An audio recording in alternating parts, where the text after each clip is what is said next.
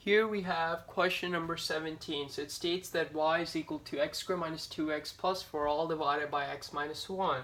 And so again, we want to graph this rational function here with the asymptotes or x-intercepts, y-intercepts, and to determine if there's any symmetry or not, right? And so looking at this, we can obviously graph this, but the first thing that comes to mind is that looking at the degrees of the numerator and the denominator. So you see that the degree of the numerator is obviously 2, right? And then the degree in the denominator is 1. So the degree in the numerator is obviously greater. And so we know that there's a slant asymptote that exists, not a horizontal asymptote, right? Because of that rule. And so we want to divide. You could use long division, or in this case a synthetic division, because you know that x minus 1 is a linear factor. Therefore you can use synthetic division. But I'm just going to use long division here. And so we have x squared minus 2x plus 4, right? And we're dividing this by x minus 1. And so we know that x times x gives us x squared. So here we have x squared minus x. We subtract this, right? So x squared cancel. Minus x is plus x. We're left with minus x plus 4, right? Carry down the 4 here.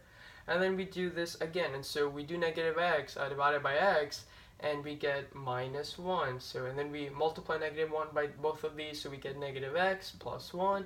Subtract this, negative x's go away, we're left with 3 here. And so again, the remainder here does not matter.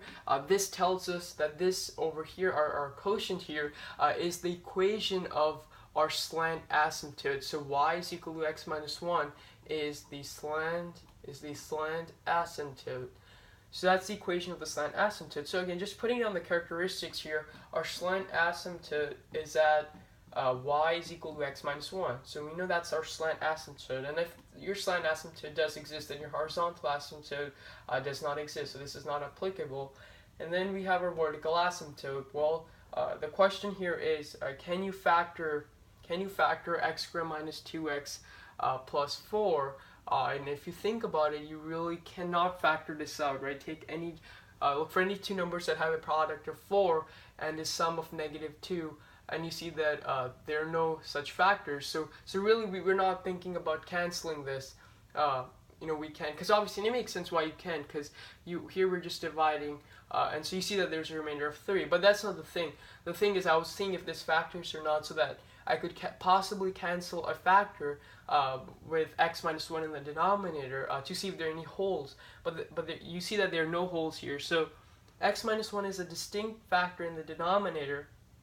And so our vertical asymptote there, is just at x is equal to 1, right? There are no holes here that we're looking at. And then our x-intercept here is none over here, right? Because if you think about it, it's the value of x when y is set to 0, right? So if you do this, right, if you set that to 0, you see that you get 0 is equal to x squared minus 2x plus 4, right? Or I can just write that over here. You get 0 is equal to x squared minus 2x plus 4. And so now we think if we can possibly solve this, and just looking at this, we know we can factor this expression out. So why not just try to use a quadratic formula to see what are we exactly getting? And so we have that concept of the discriminant, right, which is b squared minus 4ac. So b squared minus 4ac, right, as part of the quadratic formula. Because obviously our entire equation is negative b plus or minus the square root of this. But if we get a negative value here, right, as part of the quadratic formula, there's a square root here. So obviously we cannot have a square root of a negative number. So let's just do that. So we get negative 2 squared, that is 4 minus 4 times a. In this case, a is 1 and c is 4. And we get 4 minus 16, which is the square root of negative 12. And you cannot take a square root of a negative value, so therefore it's pretty obvious here that there is no x-intercept. And also, your vertical asymptote is that x is equal to 1. That also proves the point that when you draw your asymptote there, right, your x-intercept will not exist at that point, right? Because there's a vertical asymptote at x is equal to 1. But this idea over here is better, obviously. It confirms that you cannot take the radical of a negative 12. Obviously, you can use the concept of the imaginary number, right? You could write this as the square root of negative 1 times the square root of 12, right? And this is obviously I, and the square root of 12 is the square root of 4 times 3, right? That is 2 root 3, right? That would be 2 root 3. So you can write, but obviously when we're talking in terms of I, our x-intercept is really, we don't have any because we can't see the point where your graph is actually crossing the x-axis. Our y-intercept though does exist. That is at the point 0 comma negative 4, right? Just plugging that in, and so we have our characteristics here. So let me just graph this. So we can graph this now. And so we have our y-axis, our x-axis, and looking at this, we know our slant asymptote is at x is equal to 1. So the first thing is obviously you can plot the points. The easiest point here, if you want to plot y is equal to x minus 1, y is equal to x minus 1, right? We know that there's a point here, 1 comma 0, and then there's a point 0 comma negative 1, 0 comma negative 1, right? And so you can plot that. That is your asymptote. So your curve is really never going to touch this line that goes here. This is your asymptote. And then you have another asymptote at x is equal to 1, right? Because that's the vertical asymptote. So we have one here, somewhere here. So obviously this is 1 here. And so now we have our graph here, and clearly we can plot our graph. So we know our y-intercept is 0 comma negative 4, right? So that would be somewhere here, because obviously we know this is our y is equal to x minus 1. If we plug in 0, we get negative 1. So this may be 0 comma negative 1. Well, then 0 comma negative 4 must be down here, right? 0 comma negative 4 must be down here. It's below that, below this point, obviously. And so we have our graph here, and our graph would look something like this. Something like this, again, approaching those asymptotes, but never actually touching them or crossing them, right?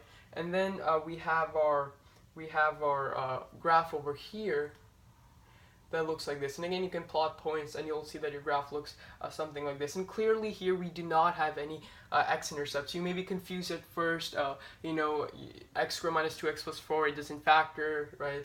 And it is equal to 0 or not, right? And then using the square root of b squared minus 4ac, you see that obviously there is a the square root of a negative value, which is not possible. But clearly, even if you graph it, you see this idea that it is not crossing your x-axis, so there are no x-intercepts that exist here. And then looking at if there's symmetry here or not, right?